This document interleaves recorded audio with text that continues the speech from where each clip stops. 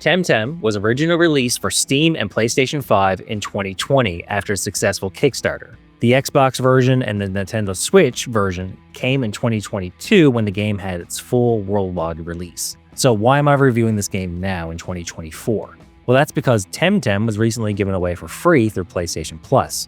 Now that's where I checked it out. Is TemTem worth playing even when it's free? This review will answer that question.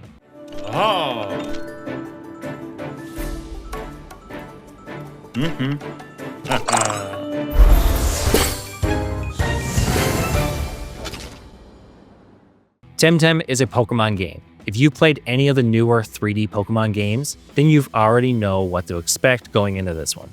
There are a variety of Temtems to catch, all in tall grasses, deep caves, and while surfing across the ocean. But there are also a few differences that make TemTem worth checking out if you're tired of the old Pokemon formula. For one, combat has been altered in a big way.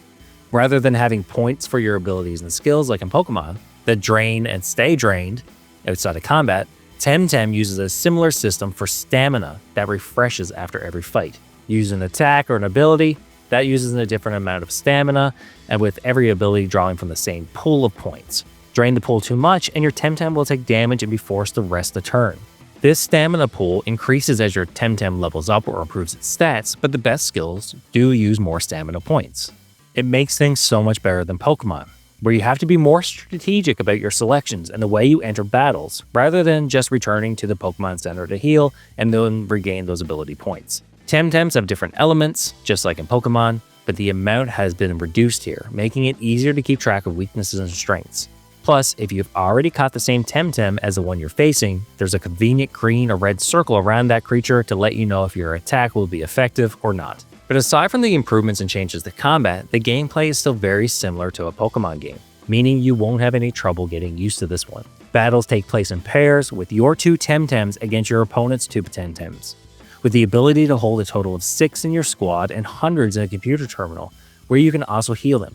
Instead of Pokeballs, you throw cards, and the catch rate seems to be a lot harder than in Pokemon, at least in my experience. That's something that really needs to be highlighted about the gameplay in TemTem compared to Pokemon. It's a lot harder here. Your fights require more skill, and if you have a bad matchup, you can't power through like you could in a Pokemon game.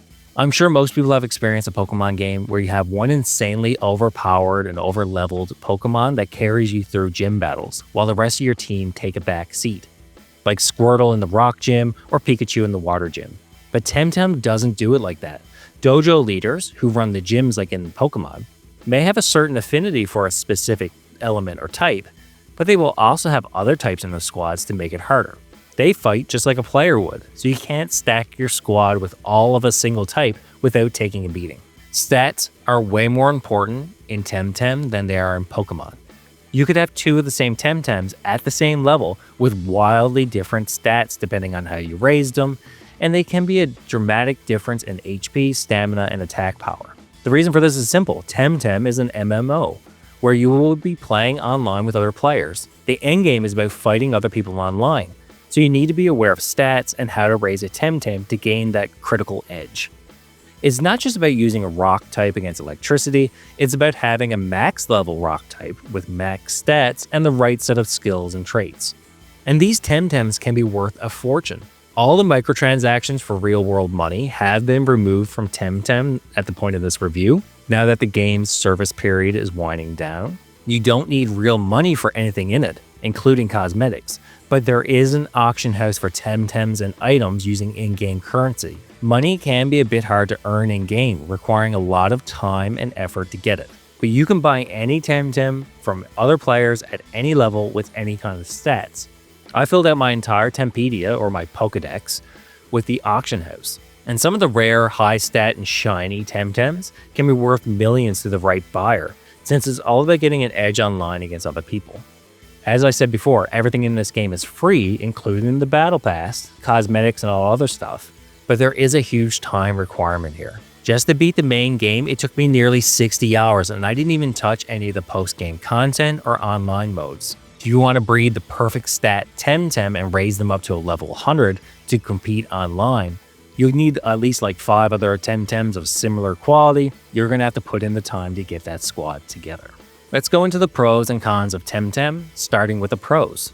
There is a lot of content in this game to play. Like I said, it took me almost 60 hours just to get through the main campaign. If you want to do all the side quests, collect all the collectibles, fill your Tempedia, you're easily looking at 100 hours or more. Combat remains interesting and challenging, although it can get repetitive as every new location has you getting stormed by other trainers. There's a lot of different Temtems to collect, trade, and evolve. The game itself ran really well, and the graphics are bright and colorful. But for the cons, the game is always online, so you're out of luck if you don't have a good internet connection. The servers can have issues leading to lag, being booted from the game, or crashes if your internet is running slow or there's something happening on the server that day. The random encounters in TemTem are insane. You can't walk 5 steps in tall grass without getting attacked by an untamed TemTem, and the trainers here come at you one after the other until you are fighting thousands of them throughout your journey. The items you use to repel untamed TemTems are not 100% effective. They just reduce the chances of an encounter. As they get more expensive, the chances of getting attacked get further reduced, but it's never completely 100%. I have no idea why the developers thought that was a good idea. The story ends very abruptly and very poorly. There are some definite highs and lows throughout it, but the ending is really bad with no payoff whatsoever. And that's it for another review. Overall, I'm very happy with the time I spent playing TemTem, and since it is free on PlayStation right now, I have no problem recommending it to people to check out. If you don't have PlayStation Plus, it's on sale through Steam, and there are always discounts on the console versions in the various online stores. I'm the Casual Console Gamer, and I'll see you all in the next review.